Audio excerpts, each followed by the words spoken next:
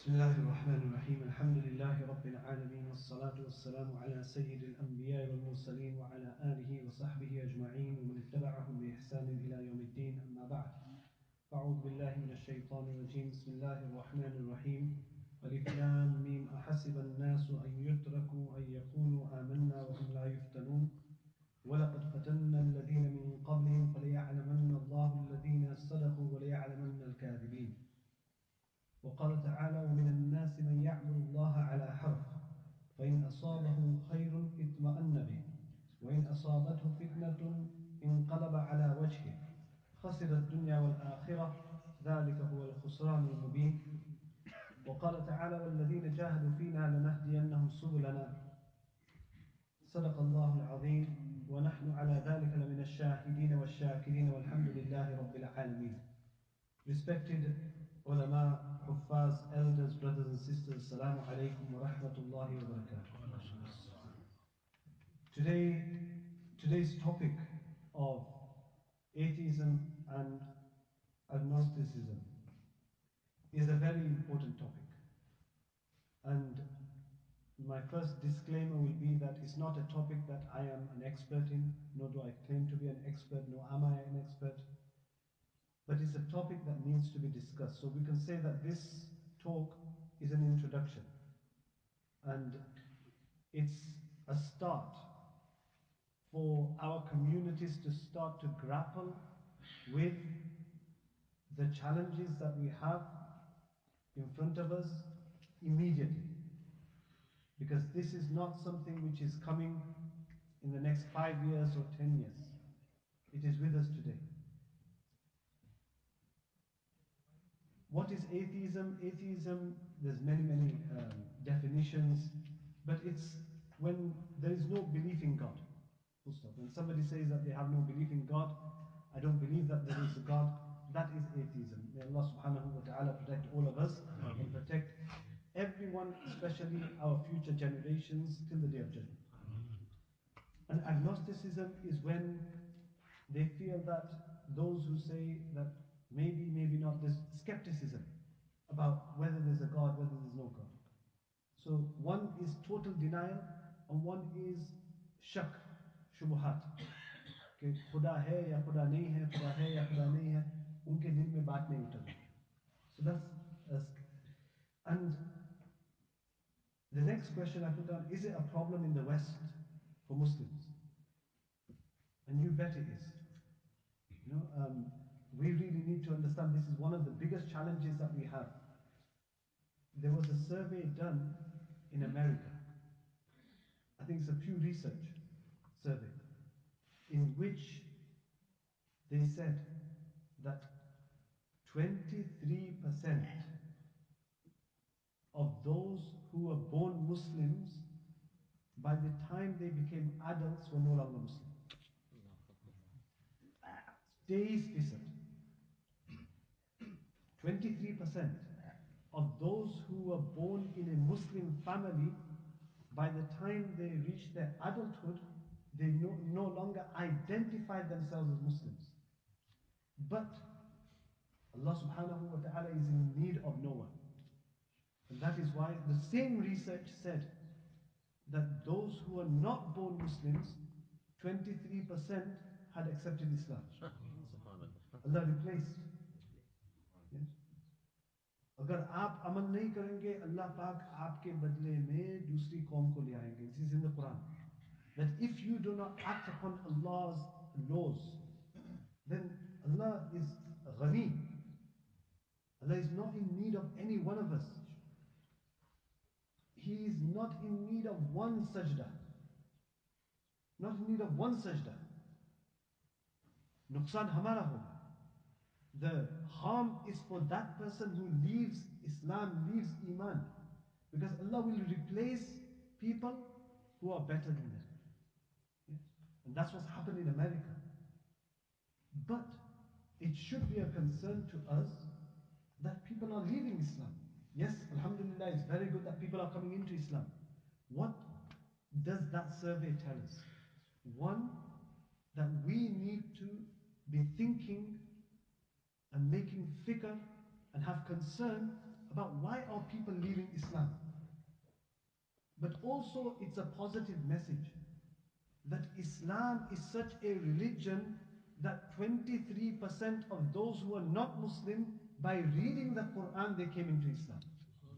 There was a BBC article recently, it was a very prominent article, and in there it was a kind of a blog article, and in there the title was, I never met a Muslim, but I became a Muslim. I never met a Muslim, but I became a Muslim. This person was from Scotland. He'd never met a Muslim. But after reading the Quran and looking at the Quran and pondering over the Quran, he became a Muslim. The message of the Quran is rational. If only we understood the Quran. The message of the Quran is rational. If only we understood the Quran. And just on that topic of this person not meeting any Muslim, even Maulana mentioned yesterday, there are many, many people in this country who have never met a Muslim. Yesterday there was an article someone forwarded to me that in some schools, and I've seen this quite a few times. In fact, there was an article about 2 years ago where the parents of a particular area in Durham, near Newcastle, up there, the parents objected to the teachers taking their children on a trip to learn about Islam to the mosque. So for example, we know that when we are in school, in primary school, we are taken to the church to learn about the beliefs of the Christians. We might be taken to the synagogue if there is one in Dewsbury. Most probably not. We've taken over Khilafah. So, and then, or we'll be taken to in London we're taken to the synagogue, we're taken to the mandir, we're taken to the Gurdwara, we're taken to the Masjid. Yeah? So all four are done. So in Durham, the parents wrote a letter to the school, to the teachers, to say we do not want our children to go to the mosque. So when they asked the parents why, and this was in the newspaper, they said that we're scared that there might be grenades and bombs in the mosque. This was real. This is real. Yes? Because they never met a Muslim. And the only information about Islam and Muslims is coming from who? From the media. So what they read in the Sun newspaper, what they read in the Daily Fail and Daily Mail, yeah? That is what the image of Islam is going to be. Now, alhamdulillah, in this country we have the MCB, Muslim Council of Britain, who runs at least once a year the National Mosque Open Day, which this year is going to be the first week of March. If we can at least, we might not be able to make people Muslim by bringing them to the masjid. What we might be able to dispel the myths and the misinformation that they have received by just bringing them to the masjid. By bringing them to the masjid. Now, I don't know whether in Dewsbury we ever take part in these kind of events. Yeah? So I think we really need to make sure we open our masajid. We start sending invitations from now. Dewsbury is one of those towns, like Blackburn, which is synonymous and which is famously known as a divided town. Yeah? In government circles, this is what they talk about. In the Home Office, if they want to do some activity to try and bring communities together, they will pinpoint Blackburn, they'll pinpoint Dewsbury, they'll pinpoint Bradford. They've got certain areas which they will concentrate on because they feel that this is a divided city. One of the reasons is because we don't interact. As Maulana mentioned in his talks recently, he said, integration without assimilation. There has to be contact for people to dispel the myths and the misinformation that we have. So we have a problem of people leaving Islam, and we have good news that people are coming into Islam as well. But the two messages that we have learned from this Pew research. Number one, that people are leaving Islam, and therefore we need to have fikr and concern about this. Number two, people are reading the Quran and they are accepting Islam. So that positive message we can take, but we need to have concern about the negative message. Then the next question comes, but surely Dewsbury and Batley is immune. You know, surely Batley, Dewsbury is immune. They had their injections, immunization from these illnesses from Dewsbury Markaz and Zakaria Masjid and all these masajid in Batley and Dewsbury. You know, surely, you know, none of the people in Dewsbury and Batley are turning away from Islam. And that's a false assumption. It's deluded. It's not understanding the reality of what's going on around us. We really need to understand that this is happening within our midst. And do not think that just because a girl is wearing a jabba and a hijab, or our brothers are wearing a jabba and a beard, that they have not lost their iman. Do not think that just because, ऐसा कभी भी मत समझे कि अगर किसी लड़की ने जब्बा और हिजाब पहना है या हमारे बच्चे ने जब्बा और टोपी पहनी है तो बस उसका ईमान हिफाजत में है, ऐसा न समझे। इसलिए कि this sometimes can cloak the reality. This is a disguise which is hiding the reality. So many times, I remember one of our friends from America, Imam, he came to London and then he came to meet relatives here in Dewsbury and Batley. And then he wrote a blog, he wrote on his Facebook, or he wrote a post.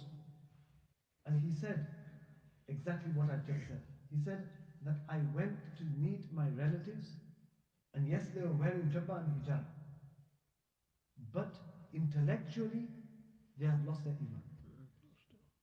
Intellectually, they have lost their iman. जाहिर से ऐसा लगता है कि वो बिल्कुल मुसलमान है, हिजाब पहना है, जब्बा पहना है, लेकिन उनका ज़हन ईमान से खाली है. They do not think like Muslims anymore. Their thinking is atheistic thinking. It's like there is no God. Their questioning is like there is no God.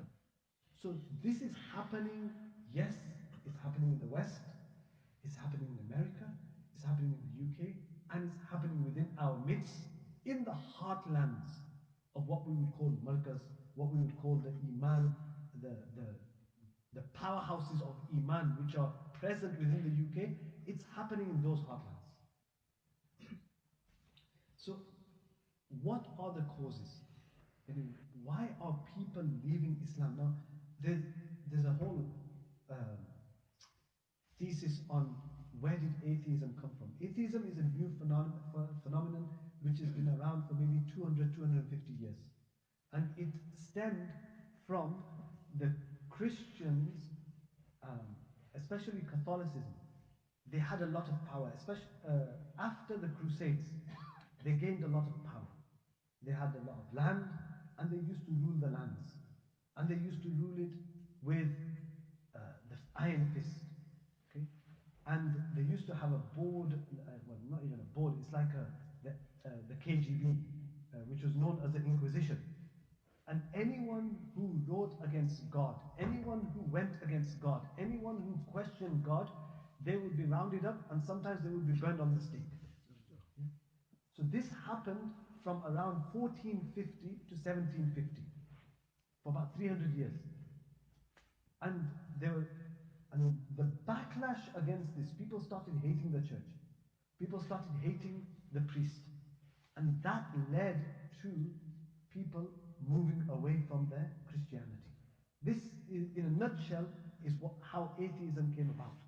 And in 1804, 1805, that's when the Inquisition was removed and disbanded.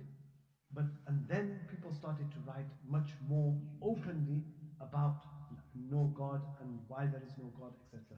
Hume was a very famous atheist, H-U-M-E, his name was Hume. And he was a very famous atheist. But there were others who used to write for being a God. Now, in terms of Islam, Islam didn't encounter these kind of backlash, because Islam never never banned free thought. In fact, if we look at our history, alhamdulillah, if we look at the Islamic Spain, Islam thrived because of free thinking. Islam thrived because it allowed free thinking. Algebra came from Muslims.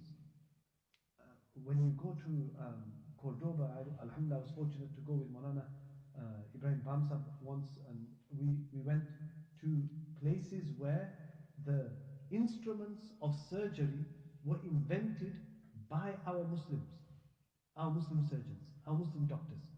So much agriculture and everything came from the Muslims. And it was known as the pinnacle of society, the pinnacle of advancement, Cordoba, at that time. So Islam never subjugated people from free thinking. People, they were allowed to free think, they were allowed to say whatever they wanted. Yeah, so Islam never had that problem. So there was no backlash against Muslims. But what Islam did encounter was Greek philosophy. So people tried to bring Greek philosophy within to Islam and tried to bring it to match with Islam. And that's where the Mu'tazila were around right at the beginning of Islam in the second century. And they started to try and make everything make sense. It has to be according to the aql. And this is why Imam Bukhari rahmatullah alayhi, when you listen to the last dars of Bukhari, whether it's Shaykh Yunus or Maulana Muhammad Salim Turat Sahab, Damat Barakatuhum, and all those dars that you have heard, where the last dars of Sahih Bukhari, it is a refutation against the Mu'tazilis. And what the Mu'tazilis were trying to say is that, and the hadith is about the a'mal, and the actions being weighed on the Day of Judgment. And the Mu'tazilas could not understand how actions which do not have a form could be weighed on a scale. So that was their objection. And that is why Imam Bukhari rahmatullah brings those hadith, and then the explanation of those hadith, which are mentioned by those scholars who explain those final hadith, mention that you do not need something in that kind of form to be weighed, because Allah subhanahu wa ta'ala is beyond, these things are beyond comprehension. So we do not have to bring things into that make sense to us for it to be true. Because faith is beyond reason. Faith is beyond reason. This is one of the most important points that you have to understand. When Allah starts in the Quran, Alif Lam Mim, ذَلِكَ الْكِتَابُ لَا رَيْبَ فِيهِ هُدًى لِلْمُتَّقِينَ الَّذِينَ يُؤْمِنُونَ بِالْغَيْبِ, those who have iman on the unseen. And there are many things that will be unseen, and you have to bring faith upon it. If you want to see everything, then you will lose your faith. If you want to see Allah, you will lose your faith. Hazrat Musa alayhi salatu wasalam, in the Quran, Allah subhanahu wa ta'ala mentions that Musa alayhi salatu wasalam said, let me see you. Let me see you. And Allah subhanahu wa ta'ala said, that you will not be able to see me. Your eyes have not been made in this world that you can vision and you can see Allah subhanahu wa ta'ala. You will not be, your eyes do not have the capacity in this world to see Allah subhanahu wa ta'ala. So then he insisted, Musa alayhi salatu wasalam insisted that I want to see you. So Allah subhanahu wa ta'ala said, look at that mountain over there. And I will only give a small speck of light of myself to that mountain, and you see what happens to that mountain. And Allah subhanahu wa ta'ala revealed whatever He revealed, only Allah knows. But that mountain crumbled into pieces, and Musa alayhi salatu wasalam didn't even look at Allah subhanahu wa ta'ala. He looked at the mountain, and Musa alayhi salatu wasalam became unconscious. Became unconscious. So, الَّذِينَ يُؤْمِنُونَ بِالْغَيْبِ, we believe in ghaib, we believe in the unseen. And this is part of our faith, and we have to remember this before we even start questioning our iman and whatever we see in front of us. الَّذِينَ يُؤْمِنُونَ بِالْغَيْبِ وَيُقِيمُونَ الصَّلَاةِ. Allah subhanahu wa ta'ala says, وَبِالْآخِرَةِ هُمْ يُوقِنُونَ, that in the hereafter they have yaqeen. The akhirah, Jannah, Jahannam, the last day, the reckoning in front of Allah subhanahu wa ta'ala, all these things will happen, and we have full yaqeen on this, even though they might not be rational. Some things will be rational, some things will be not rational. Mufti Kamaluddin Sahib gave a course just last week, which is available online. For those people who have shak, those people who have doubt, they should go through this course. And in there he talked about faith and reason. And he mentions that there are three things that you can prove rationally. One, you can prove that the existence of God is rational. Number one. Number two, the Quran, that it is flawless. You can prove that the Quran is flawless. This is rational. And number three, the prophethood of the Prophet Muhammad sallallahu alaihi wasallam. Three things. And if you rationalize and you then believe these three things, then everything else will fall into place, because then whatever the Prophet Muhammad sallallahu alaihi wasallam said, that you will internalize and you will accept. Whatever Allah says in the Quran, that you will accept and you will internalize and you will accept. So three things that we have to rationalize and we have to understand: the Quran and the Prophet Muhammad sallallahu alaihi wasallam and the existence of God. All these have proofs, and they are there, and we just need to understand, and we need to read, and we need to understand. Everything else will fall into place. Everything else will fall into place. Now, moving on. So, Islam did not have that problem of a clash against the clergy or the clash against the religion, and therefore we didn't have atheism. We had the problem of philosophers, we had the problem of Mu'tazila, and in reality we didn't have that challenge of atheism. But now we do, because we've moved to the West, and the West has become rampant in atheism, and it's taken on a new atheism. There's a concept, and there's a term which is used now much more often than atheism, and it's called a new atheism. Richard Dawkins, Sam Harris, Dennett, all these are advocates of new atheism, and they attack, not only do they say that there is no God, but they add on top of that an attack, and a vicious attack on Islam, especially Islam. They know that Islam is the true religion. This is the one religion that they feel is their enemy, and because of this, they go after Islam so much, and they say that it is evil, and this, it is that, etc., etc. So we have this challenge of atheism, new atheism, which is being pushed not only by these individuals, but then we have social media, we have media, we have environments. So we as Muslims not only need to talk about this, we need to think about how we are going to combat and how we are going to tackle the issue of atheism within our communities. Let's stop brushing this under the carpet, yeah? Because it's happening. Just the other day, I was listening to a brother, and he said that there were some sisters who had issues around homosexuality, and they came to ask questions about homosexuality, and this was brushed aside, and then they said, well, you know, if that's the case, then we are going to leave Islam. This is happening here in Dewsbury, right? And I just want to talk about some of the causes which causes Muslims to lose their faith, and this is one of them. That when certain beliefs, now again, this was done in a research in America, and I'm going to give you some pointers of where to look for answers, because there are many answers out there. One of the organizations that is working in this area, which is an organization started by Sheikh Suleiman in America, is Yaqeen Institute. Yaqeen Institute is a website, and in there it tries to answer these questions which are coming up regularly from university students and from people who are losing their faith, who have identity crisis. So Yaqeen Institute has a lot of very, very good articles, and they did a research as to what causes Muslims to lose their faith. Number 7 on their list, so they ranked it according to the highest. Number 7, they've got a whole chart and they've got 3 main reasons, but one of the reasons is certain beliefs and practices do not make sense. So for example, in this day and age, many of our schools will be promoting LGBTQ, okay? And they will be promoting normalization of same-sex marriages, okay?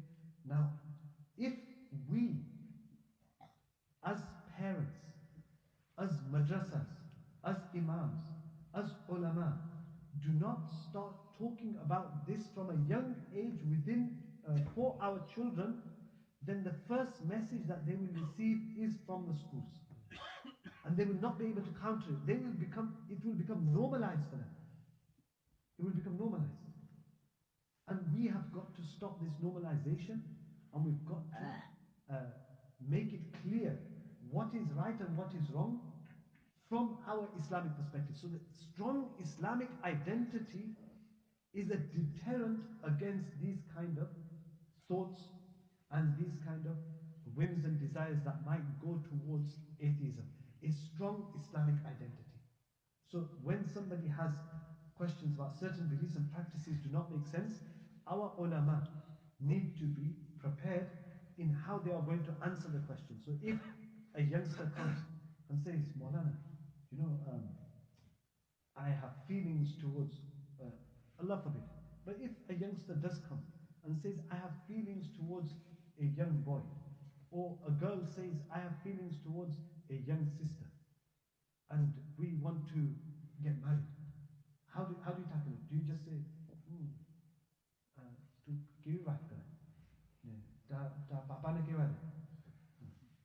and so, you can't just disregard these kind of thoughts anymore with rhetorical answers, or by the whip, or by just dismissing their inquisitive questions. We have to address these questions and say, look, this is whatever Allah subhanahu wa ta'ala has put down as law, it is through His wisdom. Allah is Al-Hakim, and Allah knows this, His creation better than others. And He knows what's right for us, and He knows what's wrong for us. Sometimes that rightness and wrongness becomes apparent, not now, it becomes apparent 100 years down the line. So whatever Allah's laws are, they are there with wisdom, they are there for a purpose, they are there because they are good for us, and Allah subhanahu wa ta'ala's wisdom might not be apparent now, but it will become apparent in later years. So we have to make sure that we are equipped with answers that of the questions which are being posed to our youngsters today. We know that in schools today, 10-year-olds are being asked about Allah and evil and good and evil. And if your God is good, and if your God is most merciful, you say Bismillahir Rahmanir Rahim every single day, before every single verse, before every single surah. You say that your God is compassionate, your God is most merciful. Then why is it that people are dying in Indonesia because of a tsunami? And in there are mainly children. Why are children dying? Why are children disabled? What wrong have they done? All these questions are now being planted into the minds of our young, naive children. And they then start to think, it's a good question. And then they'll come home and they'll ask mom and dad. Mom and dad they don't have answers, they don't have time to answer. They're on their phones, and the children are on their phones. They don't have discussions at home anymore anyway. It's like what Maulana said yesterday in the bayan. He said that the social media and the smartphone is such a great invention that it gives you the opportunity to communicate with someone in New Zealand on the other side of the world immediately. That's how great an invention it is. But on the flip side, it is so harmful that it breaks off the connection with the person in front of you. And especially in our homes, how much time do we spend with our children? Because the home environment is going to determine. What did Allah subhanahu wa ta'ala say in the Quran? أَمْ كُنْتُمْ شُهَدَاءَ إِذْ حَضَرَ يَعْقُوبَ الْمَوْتِ إِذْ قَالَ لِبَنِيهِ مَا تَعْبُدُونَ مِنْ بَعْدِي. Allahu Akbar. It's an amazing verse of the Quran that Allah says in the Quran, were you were not present, or were you not present when Yaqub alayhi salatu wasalam, when death came upon him, إِذْ حَضَرَ يَعْقُوبَ الْمَوْتِ إِذْ قَالَ لِبَنِيهِ مَا تَعْبُدُونَ مِنْ بَعْدِي. He said to his children, who is Yaqub? Yaqub alayhi salatu wasalam is the son of Ishaq alayhi salatu wasalam, is the son of Ibrahim alayhi salatu wasalam. So Ibrahim, great-grandfather, the grandfather, Ishaq, the father, Yaqub, the son. So all his lineage is prophets. And then Yaqub's son, Yusuf alayhi salatu wasalam. So his son is also prophet. And Allah describes a scene at the deathbed of Yaqub alayhi salatu wasalam that you were not present. When Yaqub alayhi salatu wasalam, when maut and death came to him, إِذْ حَضَرَ يَعْقُوبَ الْمَوْتِ إِذْ قَالَ لِبَنِيهِ, he said to his children, مَا تَعْبُدُونَ مِنْ بَعْدِي, what are you going to worship after me? Ya Allah, Ya Allah, who are you going to worship after me? This is the fikr of a prophet who is the son of a prophet, who is a grandson of a prophet, whose son is a prophet. And today we do not have time to have any meaningful discussion about Iman in our homes with our children. We don't even know the challenges that they are facing. We don't know the challenges. We don't even know what's being taught in our schools. So the certain beliefs and practices do not make sense is happening because we have never ever sat down to describe why they make sense. It might not make sense to them now. There might be a logical explanation, one of the kitabs, which is a very difficult kitab to comprehend, but if it is read and understood, it will make you understand the Sharia. Hujjatullahi al-Baligha. Hujjatullahi al-Baligha of Shah Waliullah Muhaddith Dehli rahmatullah alayh. He has written the whole Sharia and explained it rationally. Rationally. Yeah? But it's a very, very difficult kitab to understand as well. There is an English translation available, but if people could read that book and understand that the Sharia does make sense. So it's not as if there is nothing out there. There are answers out there, but we are very shallow in our understanding, and we want answers very quickly because we live in a world which is an immediate world. You know, you don't want to go and make some food anymore. You want microwave food. Similarly, you want your religion to be microwaved, and you want answers like this. Sometimes you need to read. So one of the reasons why people lose their faith is certain belief and practices do not make sense. Secondly, intolerance shown towards certain other people. Intolerance. People see, Muslims in this country see what's happening in Syria and how ISIS are behaving. And we then become upset. And we say, is this our religion? When that is not our religion. That is not our religion. But because of their behavior, it gives us an excuse, or it gives some people an excuse to say, I don't want to be part of that. But in reality, that's just a cop-out. Just because some certain individuals, a minority out of the 1 billion Muslims out in the world are behaving in that way, that should not be a reason to lose your faith. Then we have the problem of evil and suffering in the world. Now this is a very, very common question. Evil and suffering in the world. There is a lengthy article on Yaqeen Institute because they get this question a lot. But just to give you a few answers on the evil and suffering in the world. The Quran and Sunnah do not simply claim that the existence of evil can be rationally reconciled with the existence of an all-knowing, all-powerful, most compassionate God. They also affirm that there is discernible wisdom behind what may appear to be evil, and hence our Sunni school involves reason guided by revelation. However, while there exists profound wisdom behind every evil in the universe, we as finite beings can only understand these wisdoms on a general level. We will never ever understand every single happening which happens around the world. Anything wrong happens, so if a volcano erupts and 1,000 people die, will we be able to comprehend this rationally all the time or sometimes? We cannot comprehend Allah's wisdom all the time. Allah, we have firm belief, and this is why I say, that the Quran is rational, and we have to understand the Quran. And the Quran says that Allah is Al-Hakim, Allah is a God, is the most wise.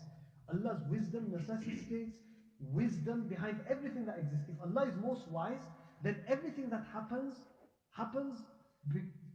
through a wisdom. Happens because of wisdom. Because if Allah is most wise, then it can't be that something happens which is against wisdom. Thirdly, God's wisdom necessitates that some evils exist for profound reasons. One of the reasons is, for example, Allah created good and evil, but Allah created a hereafter. If Allah created only good in this world, then if Allah created good and He created evil, but He also created free will. Free will. Now, if a person uses their free will to create some evil by killing somebody, then he will be answerable on the Day of Judgment. But if Allah only created good, then what answers will He give on the hereafter? Allah mentions in the Quran, الَّذِي خَلَقَ الْمَوْتَ وَالْحَيَاةَ لِيَبْلُوَكُمْ أَيُّكُمْ أَحْسَنُ عَمَلًا. That He created death and life so that He may test you. So where would the test be if there's only good in this world? And then the natural disasters, only Allah subhanahu wa ta'ala knows why these happen. Sometimes we understand, sometimes we don't understand, but we have to. And we have to understand. And we have to believe that Allah is the most wise. Allah's wisdom necessitates that for life to qualify as a trial, the reason for every evil cannot be immediately disclosed to those under examination. If Allah discloses why these trials happen, then there is no examination. If Allah discloses that this is the reason why this happens, sometimes He hides the reasons why this happened, because this is part. Now, for example, if somebody's father, now may Allah protect everyone, but somebody's father died in a car accident. Then the next month the mother dies. Then his daughter dies. Now, if that person was to understand the wisdom of all three dying within a month, and he understands the wisdom, then it won't be a test. It cannot be a test, because they understand and will just say like, oh, this is the wisdom behind it. But if they don't understand, and Allah, then they make sabr, then they will be إِنَّمَا يُوَفَّى الصَّابِرُونَ أَجْرَهُمْ بِغَيْرِ حِسَابٍ. So Allah's wisdom is amazing, but we have to try and comprehend as much wisdom as we can, otherwise we put everything to Allah's wisdom. Then the final one, God's wisdom necessitates disclosing some of the main reasons behind evil to help brace people as they navigate the hardships of life. This whole article is available on Yaqeen Institute, but there are many reasons why Allah subhanahu wa ta'ala tests us, and there are wisdoms behind the natural disasters or somebody committing an evil against us, but those are in Allah's wisdom, and we as believers, we testify and we believe in everything that happens, good or evil, is from Allah subhanahu wa ta'ala, and we have iman on the wisdom of Allah subhanahu wa ta'ala. The other few things that are mentioned, the causes for Muslims to lose their faith, the non-religious behavior of so-called religious people. Now sometimes it happens that we see in the Daily Mail, on the front page, an imam who has molested a child, or an imam who has done something totally irreligious. So on the outside, for 30 years we used to believe, and suddenly it's revealed that this person has done something so wrong that he raped a girl or whatever he did. Then this causes people to lose their iman. Now, yes, it's understandable. A lot of Christians have lost their Christian faith because of what the priests have done in the Catholic Church. I have spoken to many Christians. One of my close colleagues, she lost her Catholicism because before she got married, and we're talking about 50 years ago, she said before we got married, we had to go on a course for marriage. And I think this is something that we need to start with our Muslim youngsters, because we are having too many divorces. We don't understand the concept of marriage anymore. So in the Catholic Church, they have to go for a course every certain weeks, for 6 weeks.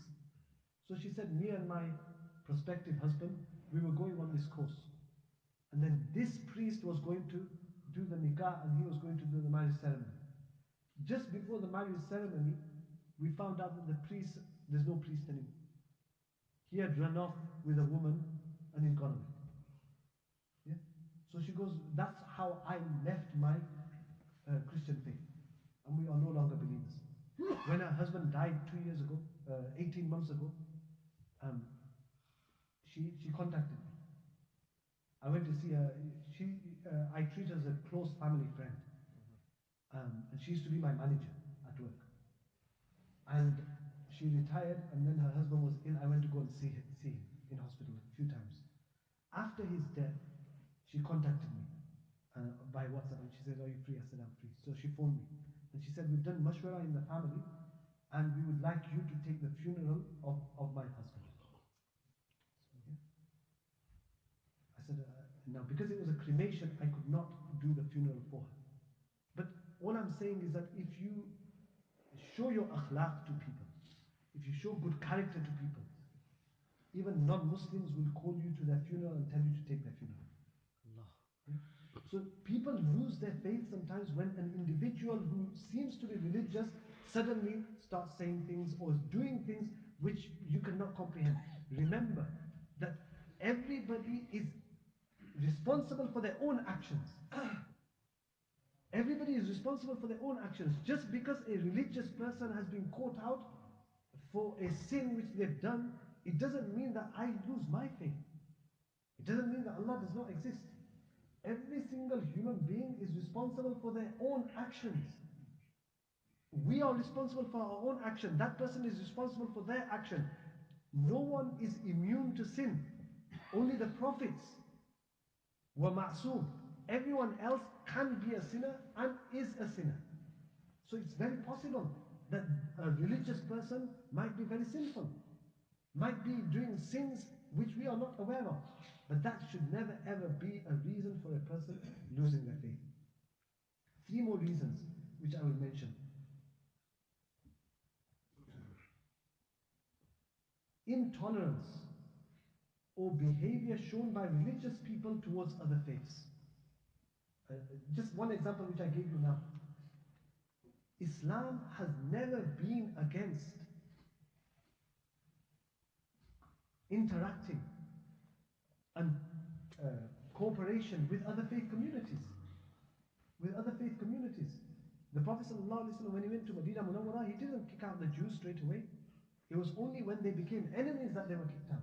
But in the first instance, there was a mu'ahada and an agreement made with the Jews and the people who were there, who were non-Muslim, that this is how we will live in a society. So there was always cooperation. When Hazrat Umar radiallahu ta'ala went to Jerusalem, and he entered Jerusalem, and the Zuhr Salah time came, the azan was done. At the time when the azan was done, Umar radiallahu ta'ala was in the church of the Holy Sepulchre. The Holy Sepulchre is the most important church for the Christians. They believe Isa alayhi salatu wasalam was crucified there and he was resurrected there. Hazrat Umar radiallahu ta'ala was told by the priest, Sophronus, that you pray your salah here. What did Hazrat Umar radiallahu ta'ala say?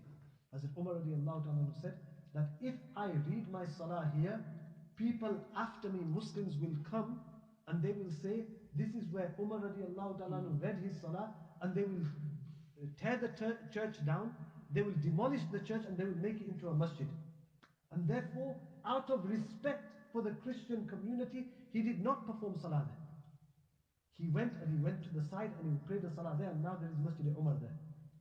If we were against Christianity, if we were against other religions, Umar radiallahu ta'ala was the severest in acting upon religion. He would have demolished the church there and then. And there are many, many other examples. So we have to learn how to coexist within the communities that we live in without hatred towards individuals just because they follow a different religion. And if there is intolerance shown by other people, then that should not be a reason for leaving our religion. 2 more reasons. Number 2 on the list, the bad things people do in the name of religion, and we mentioned this, ISIS, etc., etc. Just because people do things and they try and label it with religion, it doesn't mean that it's justified, and it doesn't mean it's right. And Number one reason what causes Muslims to lose their faith, the way that some insist there is only one way to practice their faith. This is very important. That the way some insist that there is only one way to practice the faith. यानी अगर कोई ये कहे कि सिर्फ एक ही तरीका है इस्लाम के ऊपर चलने का. So for example, the tabligis might say that this is the only way. Okay? And then the tasawwuf people will say, no, tazkiya is the only way. Okay? And then the madrasa people will say, ta'lim is the only way. When you have this kind of rigidness in your religion, when there is flexibility in the religion, then we will lose our people. And this is what people have said.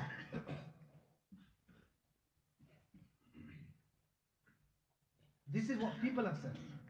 That this is what causes us to lose our faith. That when people say, so for example, yesterday, when that youngster asked the question that a person comes to the masjid, he's not wearing topi, and then he is admonished. किसी ने टोपी नहीं पहनी है और हमने उसको डांट दिया. अब इसकी वजह से वो कभी भी मस्जिद में ना आए तो किसका कसूर है? वो तो यही कहेगा. He will only say that, oh, first time I went to the masjid and they told me off, I'm not going to go again. Who has been the sabab? Yes, we say topi is sunnah and they should wear it. But if they don't, have some compassion. Have some way of teaching children. You know, sometimes you read in the hadith that the Prophet ﷺ is making imamat and Hassan and Hussein radiallahu ta'ala anhu on the back of the Prophet ﷺ. And today we have Imam here, and just imagine his child was running in the first saf. Imamat bhi khatam. Imam, yeah? So we really need to understand our religion. Yeah? There are many, many ways of practicing our faith. Yeah? And we need to be flexible, especially in this day and age. Yeah? We should not become so rigid because of which a person loses their iman. कम से कम ईमान तो हो, और उसके लिए फिर दुआ करें. There are some people, I'm not saying that we should compromise on the red lines. Yeah, so that's a different issue. Yeah, so some people will say, well, Maulana said there's flexibility, so therefore, you know, just like there's an open mosque where everybody is acceptable. So there are some people who are doing this. So for example, in Germany, there is a masjid which has been opened by women, and it's an open mosque. The imam is a woman. The imam is a woman, and when they line up in safs, the man and the woman stand next to each other. Yeah, and the woman leads the salah. This is happening now. Yeah? And this is why, although it is controversial to say this here, maybe I will encourage you to think about women's spaces in the masjid at your terms, in our terms, before it is imposed by other people on their terms. Before it is imposed by other people on their terms, we need to allow women to come in the masjid on our terms, with our parda, etc., with our entrances separate, etc., before it is imposed on their terms. And it is coming. It is coming. Those kind of masajid will get the support. You know in Bradford that there are women who are building a women-only masjid. That is rebellion. When I spoke to the woman herself, she said, well, nobody was entertaining us. Nobody was giving us space. What can we do? And in reality, they are sincere people. They were listened to. It's very easy to just sit down and talk about them and swear at them and say, why are they doing this, etc. When did you engage with them? When did you sit with them? When did you give them the opportunity to vent out their frustrations? When did you explain to them why you don't allow women in the masjid? And whether it was justified in this day and age. Yeah. So we really need to think about the different ways of practicing our religion, not only one way. And you know, these are just a few things which are leading people away from Islam. I've gone way over my time. I thought I was speaking 20 minutes. Let me just conclude with a few things. I think I just want to just highlight the few points I've mentioned, and then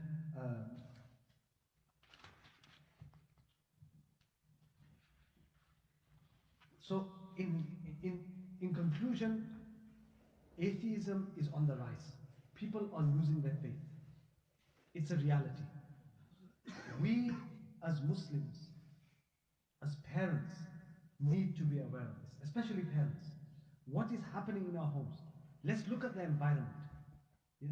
If our environment is un-Islamic, our environment is full of Bollywood and Hollywood, yeah? Netflix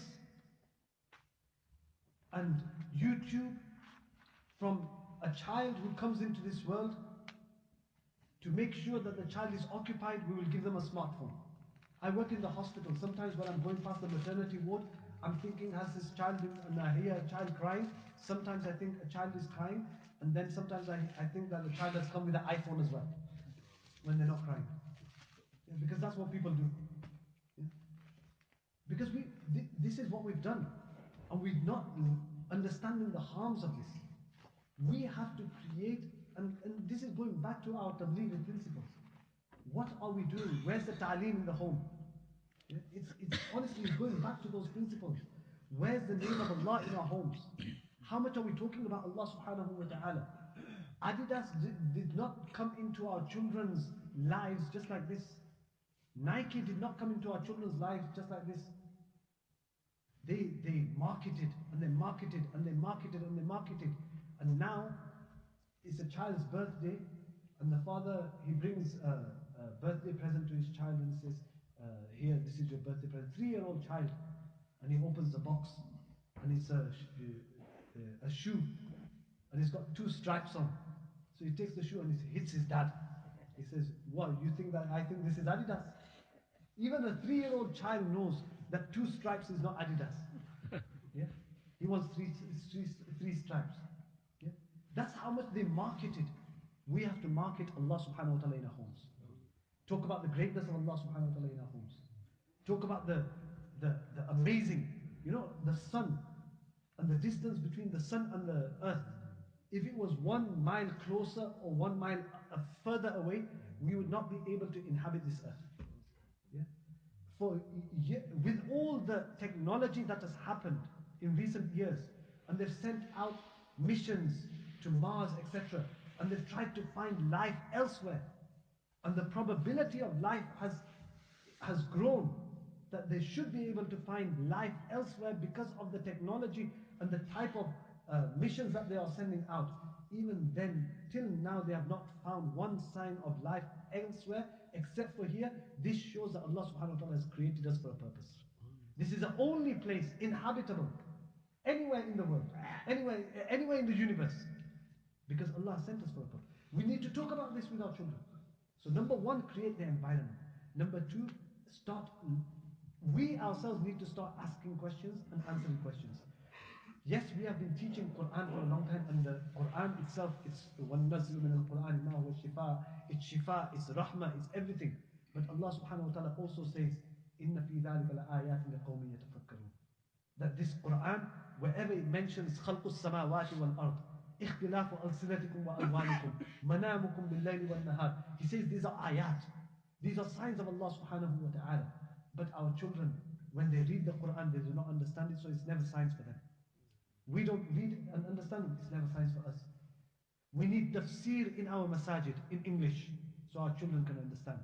We need to start thinking of how we can create a curriculum which combats the information that they are receiving, which is making them go away from Islam. Let's create that curriculum, and let's start understanding the Quran. Let's start reading the Quran with meaning, because that is the only way we can connect to Allah subhanahu wa ta'ala. Yeah? Also, when we read Salah, try and read 5 times Salah, because every time you read Salah, you are making dua to Allah subhanahu wa ta'ala. اهدنا الصراط المستقيم اهدنا الصراط المستقيم اهدنا الصراط المستقيم اهدنا الصراط المستقيم. Even if you read the farz, how many times you are making dua to Allah subhanahu wa ta'ala? اهدنا الصراط المستقيم. So read your 5 times daily salah. Also keep making dua to Allah subhanahu wa ta'ala. توفني مسلما والحقني بالصالحين.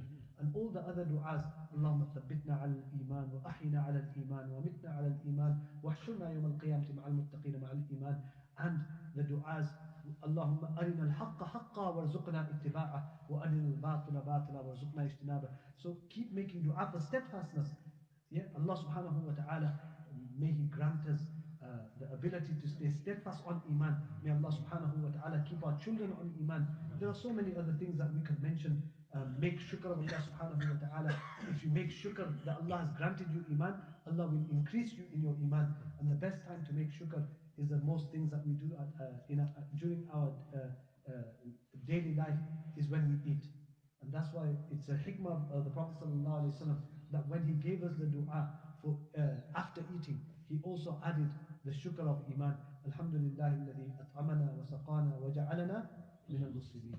Because Allah, the Prophet sallallahu alaihi wasallam knew that in the 21st century when these people will come, they will have breakfast, and then they will have a snack in between, and then they will have lunch, and then they will have coffee and coffee and coffee, and then they will have tea time, and then they will have dinner, and then they will have a midnight snack as well. So because Prophet ﷺ knew that we will eat so much, that the Prophet ﷺ, when he taught us the dua, he said, Alhamdulillah alladhi at'amana wa saqana wa ja'alana min al-muslimin. May Allah subhanahu wa ta'ala keep us steadfast on Iman. May Allah subhanahu wa ta'ala help us to understand the challenges that are in front of us. And may Allah subhanahu wa ta'ala help us to combat those challenges. Wa akhiru da'wana alhamdulillahi rabbil alameen. Subhanallah wa bihamdihi, subhanallah wa bihamdika, wa nashhadu an la ilaha illa anta, wa nastaghfiruka wa natubu ilayk. Jazakallah khairan, Maulana. With such a busy and difficult schedule, Maulana still agreed to come up all the way from London to deliver this very insightful and important lecture for us. May Allah subhanahu wa ta'ala give us the ability to digest the information that has been given to us, to be able to bring the many nuggets of great knowledge that Maulana has shared with us into our lives. May Allah subhanahu wa ta'ala reward Maulana greatly in this world and hereafter, make Maulana's journey back for him easy, and give him barakah in his health, wealth and time. Just before we make dua, just to mention, one of the only books out there in terms of, from an Islamic perspective, looking at atheism, is the one which has been written recently by Hazrat, The Divine Reality. Yeah, so I think if you are having doubts about Islam, then try and buy this book, try and read this book. It has very, very good reviews on Amazon and other places. Also, there are other YouTube videos that you should try and look at. Adnan Rashid is very good. He talks about atheism. Also, Mufti Kamaluddin's recent course which he did, that is online on Islamic spirituality, on the page on YouTube, Islamic spirituality. So I think it's something that we really need to tackle. If you have any questions, Yaqeen Institute also has lots of good articles on there as well. May Allah subhanahu wa ta'ala keep us steadfast on Iman. Allahumma laka alhamdu kama yanbaghi li jalali wajhik wa 'azimi sultanik. اللهم لك الشكر كما ينبغي لجلال وجهك وعظيم سلطانك. لا اله الا انت سبحانك اني كنت من الظالمين. الف لام ميم الله لا اله الا هو الحي القيوم وعنت الوجوه للحي القيوم. اللهم صل على سيدنا ونبينا مولانا محمد وعلى ال سيدنا ونبينا مولانا محمد وبارك وسلم. ربنا آتنا في الدنيا حسنه وفي الاخره حسنه وقنا عذاب النار. ربنا لا تزغ قلوبنا بعد إذ هديتنا وهب لنا من لدنك رحمه انك انت الوهاب.